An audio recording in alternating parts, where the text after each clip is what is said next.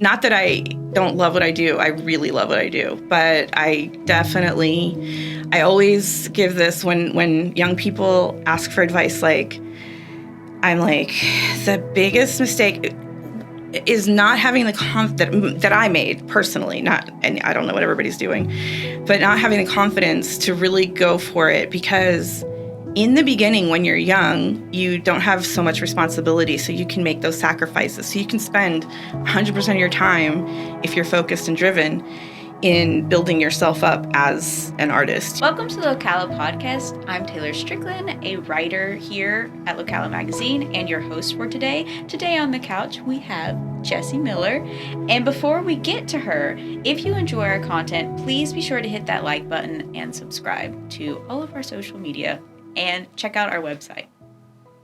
Hi, Jessi. Hey! Thank you for being here today. Oh, I'm excited. Thank you for inviting me. So, Jessi, tell us a little bit about yourself, what you do in the community. Well, that's a lot. I'm an artist and a graphic designer, a creative director. I am a business owner. So all of it is media and art related in one way or another, visual communications. I have a company called Little Black Mask Media, and through that, I have my clients. I create Locala Magazine. I do Go 52, the event site, and River Phoenix Center for Peace Building. A lot of peace building clients, nonprofits, the arts, things like that. Mm-hmm. So branding and design and event design and things like that. So sort of like the visuals behind a lot of the businesses that happen. Very cool. Are you from Locala? No, I'm from the world. I was kind of raised by hippies and traveling around, right? And but I moved to Locala 20 years ago. So my kids were born, and they weren't born here, but they were babies and they were raised here. So they feel like they were born and raised here. So 20 years, yeah. So all the places that you had lived, what made you settle in Locala? That's a good question. Ocala is really a lovely town. I mean, it's you could say it's limited in its size, but the truth is it's so beautiful. When I got here, I was like, well, there's a symphony, there's a museum, there's a really, it's world class. It may be kind of small, but it's still a good symphony, a good museum. And I remember going, there's 2 Indian restaurants, a Thai restaurant. There's some international things I can cope. And I just think it's an hour from anything else that you want to do that isn't here. And really the truth is I'm enchanted by the trees and the people, because the community, I mean, I'm sure everyone says this all the time, but that's one of the coolest things here. I went into the DMV when I first moved here, and we were all joking, and it was nice and pleasant. And that's just the crazy thing from being in any other place. Like a DMV is the worst place you ever want to go, but everyone's so nice here, that Southern hospitality. Yeah, I know you said that some of the places you'd been were Hawaii and Central America. And I suppose for someone who moves around a lot, having that small town connection between people can be really nice. That's really astute. That's exactly true. I don't think that I have a community throughout my life that I can speak of. It's just the whole world, kind of.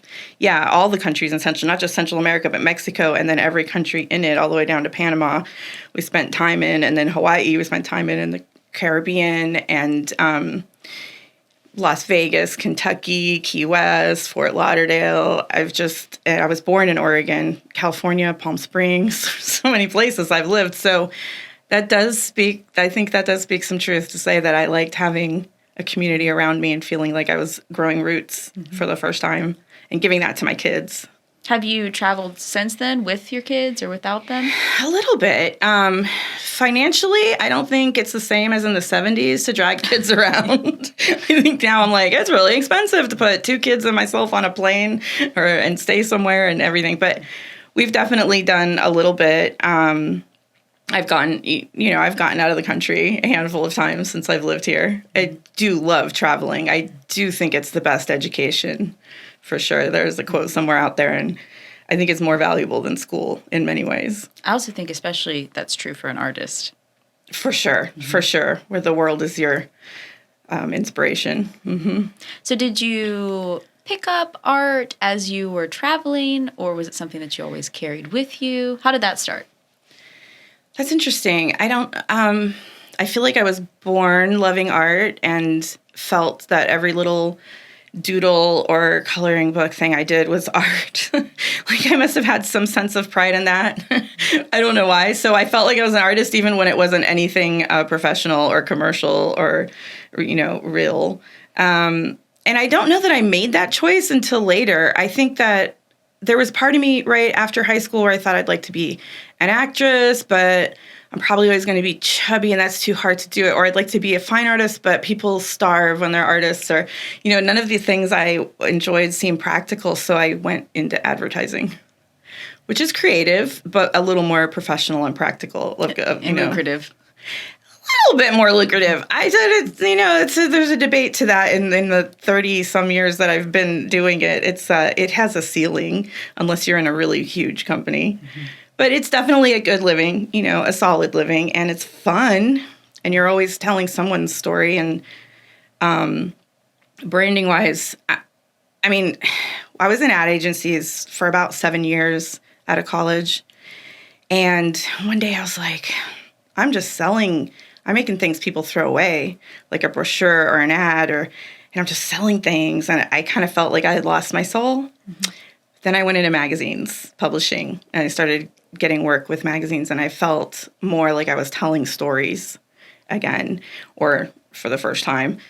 There's still ads to make inside the magazines, and you're still selling something, but you can do it with a story, and the stories in between them, and then you are creating a product that people hold on to and engage with and keep, perhaps. Mm-hmm. So I felt a lot better about life after I got into publishing versus just advertising. Mm-hmm. And that's something you've ruminated on before, because off camera we spoke previously about the value of art and how people value art, and you've come up with a bit of a theory about how that works. Could you share it? Yeah. I think I like to quote myself. Art is the greatest catalyst for change in the world. That's my thought, my belief. We have there are a lot of things that are catalysts for change. Politics happens and what makes change. But I think the culture, when the popular culture is ready for an idea to change or to be formed or to happen, it's usually happening because enough people have gotten behind it. And I think that movies, fashion, paintings, music, I think all of the arts, books, journalism, even that's an art, right? All of that, I think, is what shapes our beliefs and our cultures. And when something goes trendy, this is a thing, right? Will and Grace was, before Will and Grace aired, I think there was, I'm going to get these numbers wrong, but approximately 20% of the country was okay with gay marriage. And then by the time Will and Grace was done, it was like 60%, and that movement could happen. And I'm not saying Will and Grace did it alone, but there's something to just being able to be entertained and accept a concept passively and get used to it and see, oh, it's fine. Like it's just fine. Look at it. There it is. And everyone can laugh with it or whatever, right? So art helps us imbue concepts into our culture that we might be resistant to, but then once we can get used to them and accept them, then they can become laws or realities or just change that we need. You're very right, because I've heard Will and Grace and other pieces of art in media used as a touchstone for cultural events. Mm-hmm. I know my generation does it a lot. They're like, well, as you saw on this TV show, that's when this thing was happening. So I think it's really true. Yeah. And so when I say art, I guess a lot of people might think immediately, I mean paintings, but I mean all of the art, right? I think art and creative expression and the arts, that's the greatest catalyst we have for change. So I love being in that, What have you done that you would consider was being part of that catalyst for change? So on a branding level, which is kind of like a really nice, honest propaganda. Right? Propaganda can be bad and negative and lies. I think that word but I like to use that word because it kind of quickly makes someone understand this, like a piece of design manipulates to a certain level. So as long as you're honest with it, and this is something I had to check in with myself in the ad industry a long time ago, and I just wanted to make sure I represent clients who are doing good. So You are manipulating the public when you create a design. There's some psychology there, right? There's symbolism. We all know how we react to like a cross or a swastika or a peace sign or just a circle with rays on it, a sun, whatever. There's a lot of symbolism, and we all react with different emotions. And then there's a lot of psychology in advertising. So if rounded, soft things will appeal to women. If you spray it, you'll see a lot of products sprayed with water. They don't need to be wet. It's makeup or something. That is a sexuality reference and a female reference. And it's just, so there's a lot of kind of brainwashing techniques that happen in advertising. They don't always, not everybody knows what they're doing. There's plenty of graphic designers that aren't doing that. But if you're smart about what you're doing, you can put in as many elements subconsciously. So all of that long story to say that any graphic design work or branding work that I do, if I can get a client like I mentioned River Phoenix Center for Peace Building or Circle Up Center for Practical Peace Building or All In Women International, which is about peace building. So all of those. So if I'm doing really great work for them design-wise, then I'm helping that cause with my design. So for design, to someone who really is only familiar with the written word and podcasts, I feel there's almost an arithmetic to it in having these like perfect geometrical shapes and things like that. And I'm not really familiar with artistry in the sense that I don't know if that's a specialized skill. Could someone who, like you, has a background in painting and other more traditional forms of art, could they easily transition into that? Or do you have to also be good at that thing specifically? Right. I think you can see in the marketplace that anyone can do it. That doesn't mean they can do it well. Okay. Or that doesn't mean it's kind of like if you buy a camera, you're a photographer. And if you get a desktop, if you get a software on your computer, now you're a desktop publisher. So it's just how deep do you want to go into it? How good do you want to get at it? How much but I think, honest to God, anyone that says that, like, I only draw a stick figure, I can't even draw a stick figure or whatever, sure you can. Anyone can do art. Anyone can do graphic design, I think, to whatever level, to how good are they, to how will it affect other people? Will it, that's a whole different story. And even the best, I've got so many friends that are amazing designers, and I think I'm good. And even a lot of our work is just lost on the world, and then some of it makes a difference. I don't know. I think you just strive for a consistent level of good, of quality, as much as you can. But yeah, I wouldn't stop anyone who wanted to be a designer or an artist. Well, I would encourage instead. I think it's easy. Well, apparently you did say earlier that you thought you were that good when you were in high school. Yeah. I always think I'm better than I am, so we all have to take a humble pill, right? Like I said, coloring book time, I thought that's real art. And then in high school, sure, I was a good art student. I've got some talent, so I was just going to go to work right after high school. I'm like, I'm just going to get a job at an ad agency. And I told my art teacher that, and she's like, you don't know what you're talking about. You need to go to college. And I'm so happy.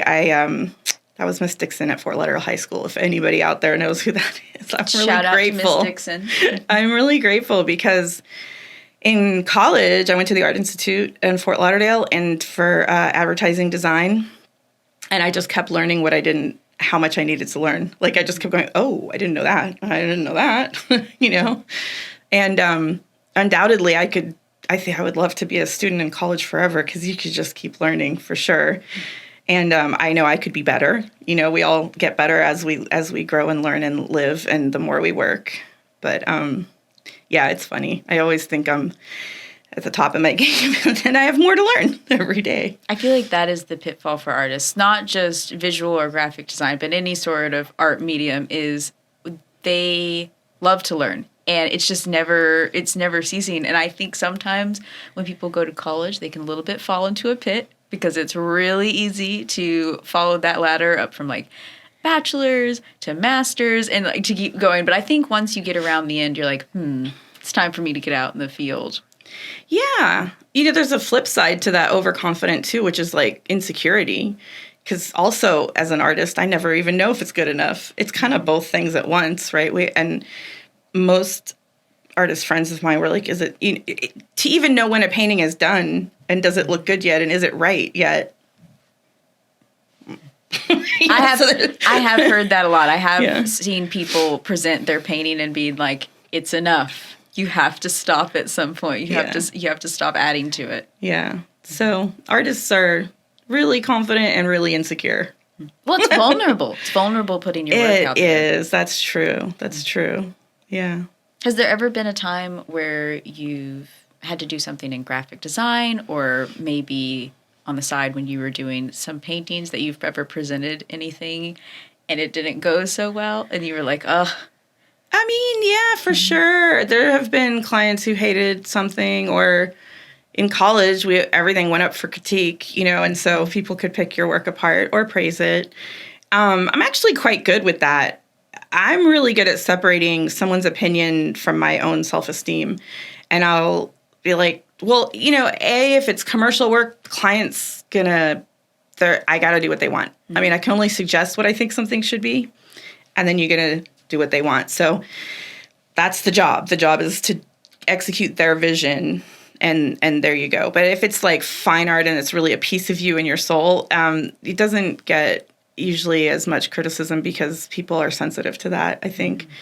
Anyway, what I mean I'm good at is like in publishing and advertising, not so much with paintings, but there's always critique and there's always someone not liking something or changing something or doing this or that. And I don't feel bad about it. And I just either, as a creative director, I can fortunately make the choice myself a lot, but I get a lot of input and I can just take it and do what I think is, some of that might be good input and some of it might not be. And I don't know, it doesn't bother me.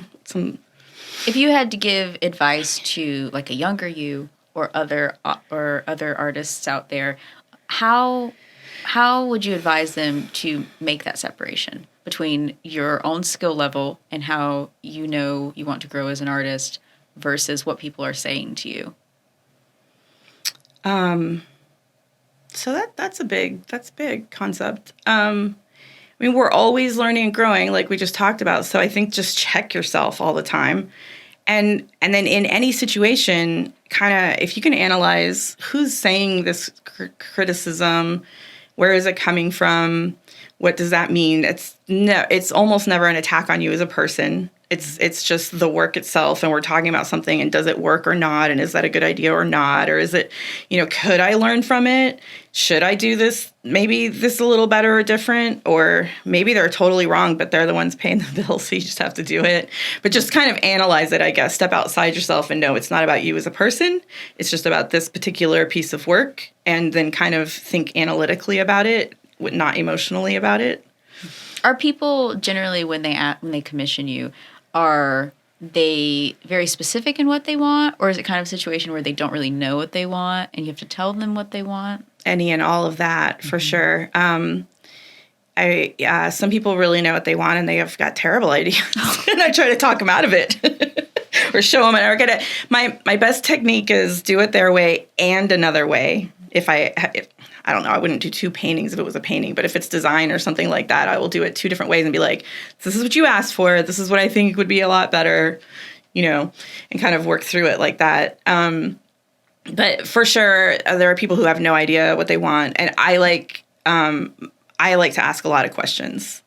Before I do, especially if it's like a logo, a brand. So this represents everything that company is and all of that. So I like to do a lot of interviewing first so that I'm really getting, again, there's a story behind it. There's a message, there's a meaning, that symbolism and all of that kind of stuff, so that I'm not just arbitrarily, making some whatever it is they want arbitrarily. I think there should always be meaning. Mm-hmm. What's your logo for your company?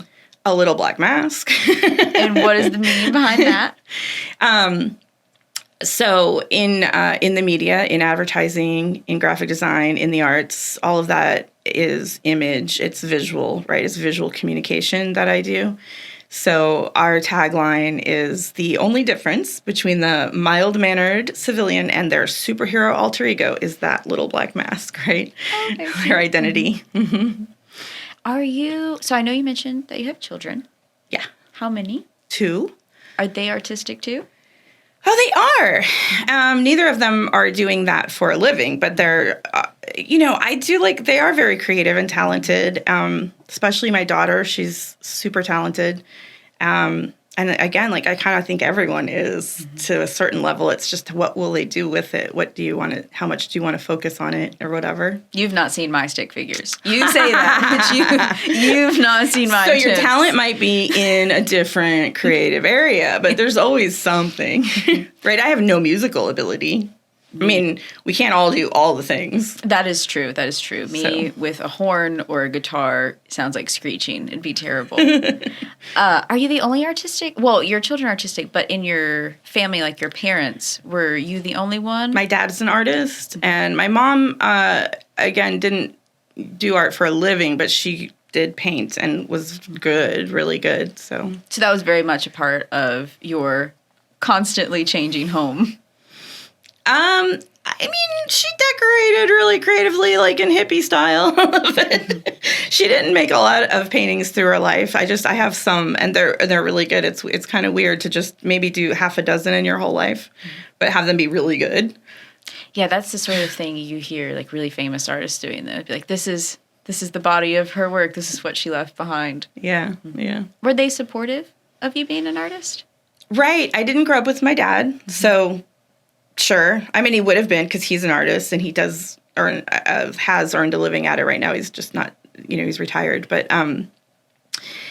so I'm sure he would have been. And my mom was going to be supportive of anything I wanted to do, I think.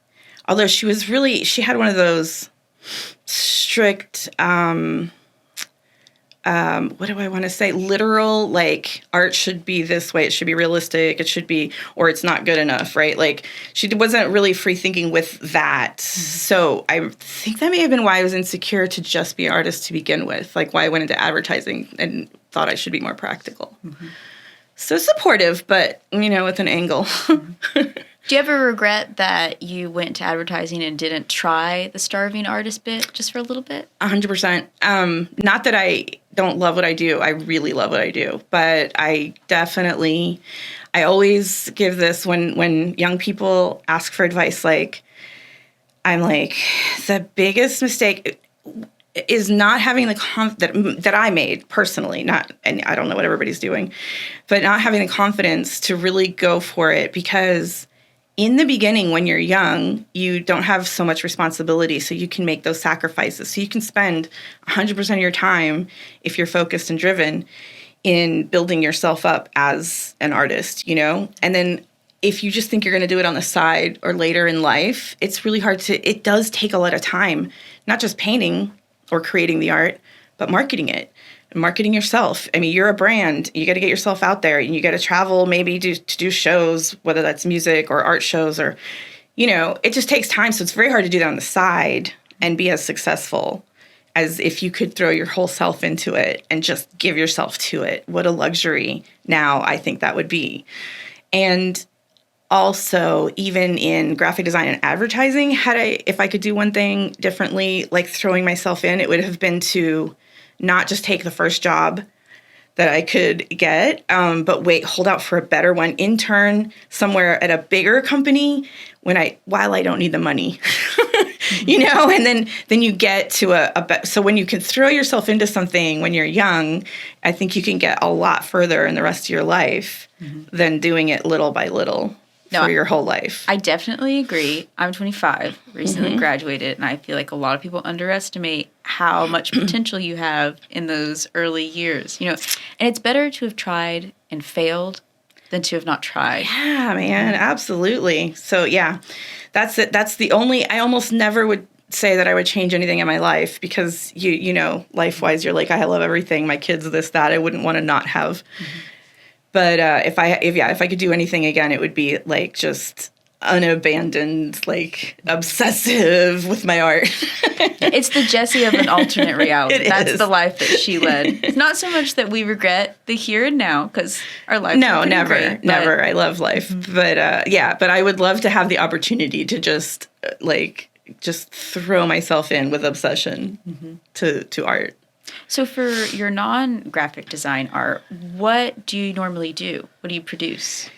I love to make paintings. And anymore, I'm so busy that if I don't have a reason, like a deadline, an assignment, a show, I don't paint at all. I don't just go do it because I'm probably recovering from being too busy if I have a few spare hours.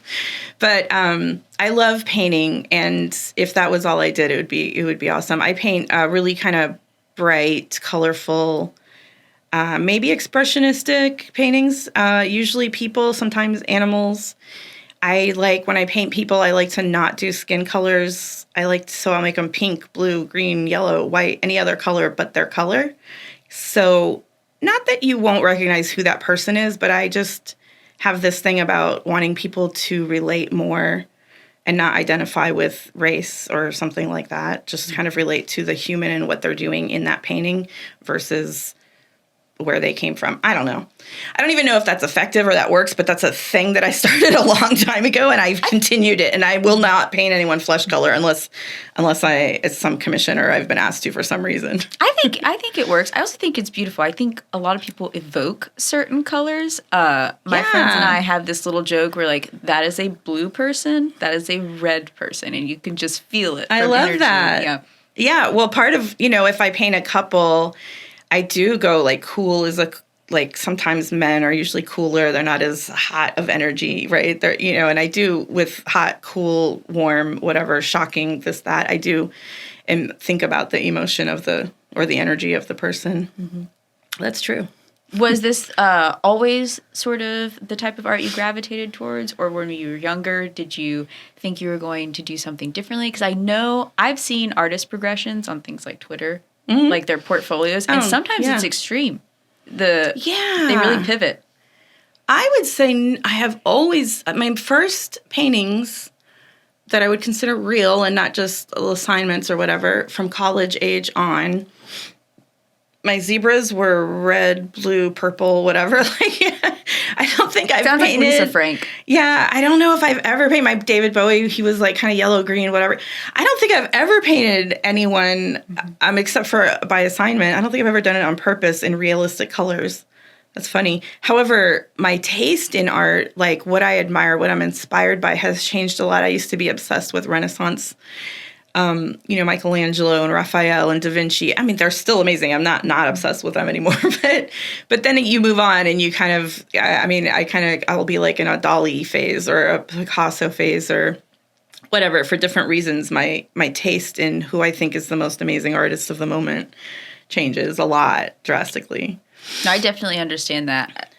I'm not someone who throughout my life has been very familiar with art, but as you get to know more and more artists, I feel like people's tastes become more experimental, or sometimes it diverges completely from theirs because they're like, oh, that's something I've never seen before. Yeah. Mm-hmm.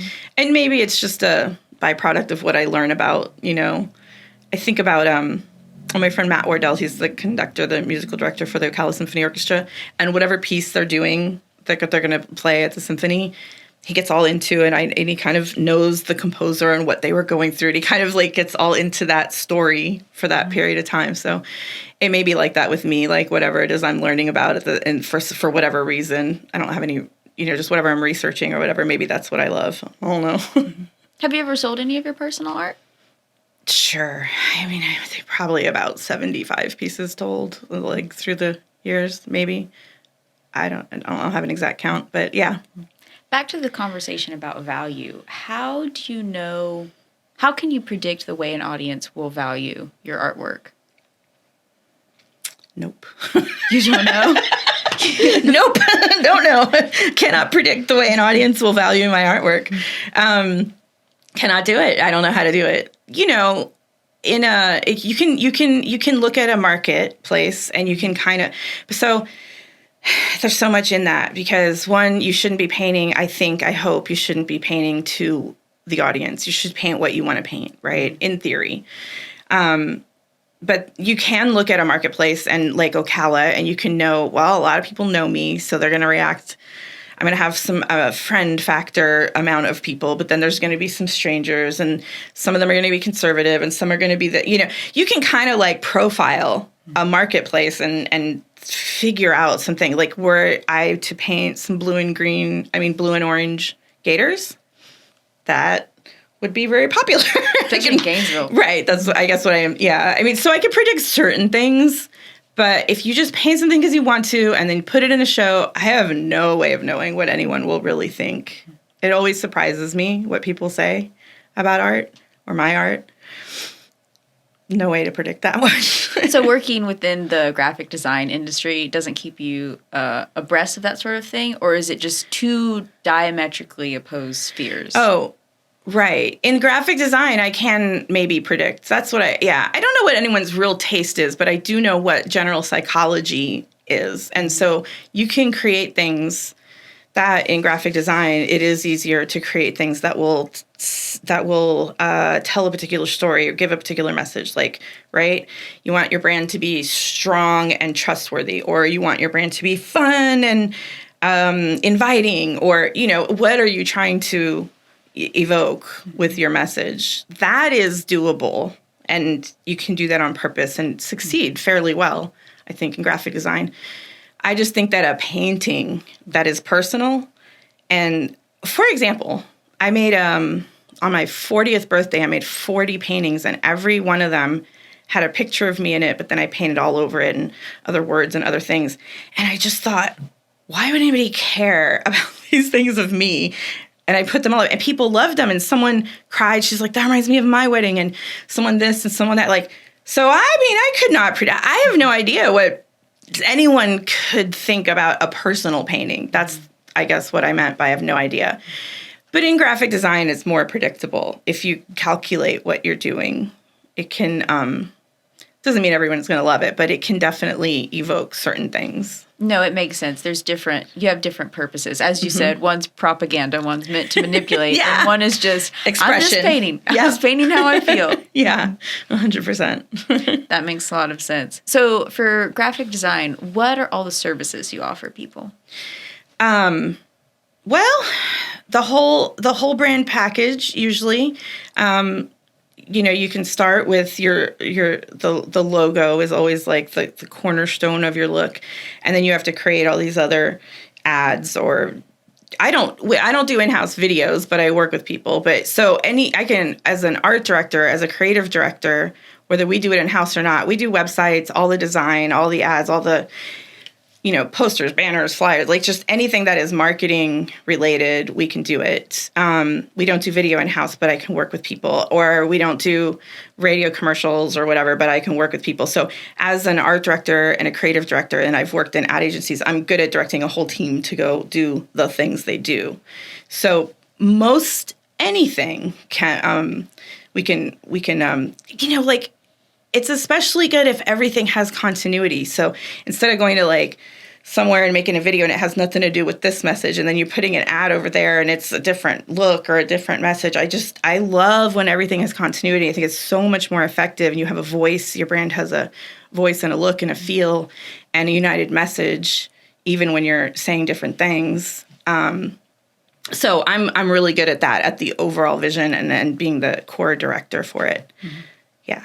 So your purpose is just to obviously assign people their roles and check their work, but also make sure you guys are maintaining the brand identity for whomever you're making. Yeah, and brainstorming, copywriting, coming up with really good ideas, a better headline. You know, a logo is not a headline. Have a good headline.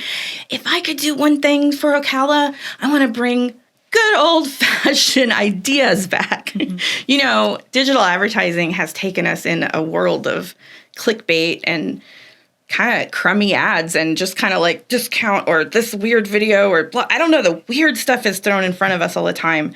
I would just love a good concept goes so far, you know, telling a story with your ad. I always think that an ad should serve its own purpose, like whether it's informing, entertaining, you know, it does something. It shouldn't just be a picture of you with your sign. Sorry, whoever you are, if you're listening and that's what you want. No, and I mean, I think it could be helpful to have a picture of the building, maybe, but we all can Google Maps our way into anywhere. So more important is like the product you offer or the ability you have that no one else has, you know, the unique selling proposition, your personality of your brand, why people want to go to you and stuff, more important than, you know, I mean, a team picture it's kind of cool, but it doesn't really make me think that you're going to do my teeth or hair or whatever it is that well. So I'm just a fan of a good old-fashioned concept, No, it's true, and it's very appreciated. We had Judge Lori Cotton here, and all I could go on and on about is how cute her signs were. Right. Mm-hmm. She had a personality with it. Absolutely. Yep. I agree. Now, is there anything that you would like to tell the greater Ocala community about the work that you do?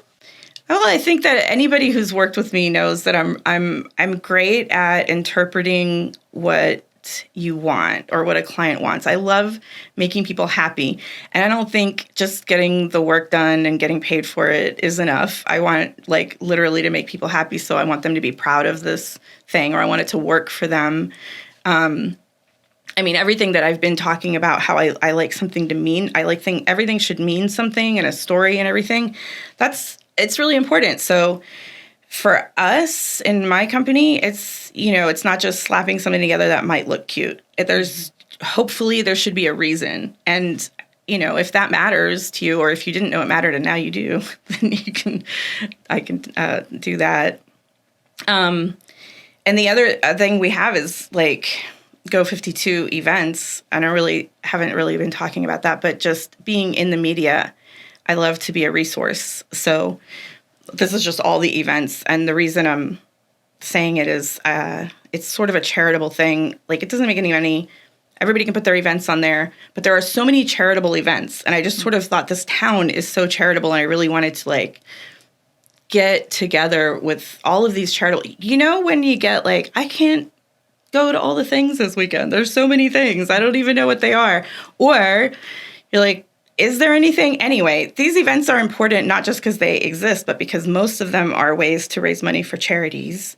And we live in an era where charitable services are really helping the community run, because the government isn't necessarily going to take care of it, and not everybody necessarily has enough, their needs aren't all being met. So charities are kind of an important thing. Anyway. So just to kind of pull all of that together and Go 52 is what I'm aiming to do. It's just starting. It's really not even fully there yet. But so if anybody wants to hit up on there and see all of the work, that's the charitable work. By work, I mean events for charities that's being done. How would people find that information and information on your company and your art? Oh, yeah. Go 52. go52.events is that website. And I'm Little Black Mask. You can find me anywhere. You can search anywhere for Little Black Mask Media, and you can talk to me. Yeah. Yeah, everyone go check Jessi out. She does a lot of great work. And thank you for visiting us today. Thank you so much, Jessi, for talking art with me for over half an hour. It's fun. And thank you, everyone, for tuning in. Once again, I'm your host, Taylor Strickland, and we'll be sure to put links up for this video in the description. If you want to learn more about us, please visit www.localamag.com. Thank you again for joining us on the Locala podcast, where we focus on connections through stories. Bye! When I'm feeling like that, it's actually hard for me to engage in music sometimes, because I feel like I'm not participating with it in a way that I should be. I'm not doing enough, or I'm not good enough, or, just that whole depressive sort of cloud messes up that music for me.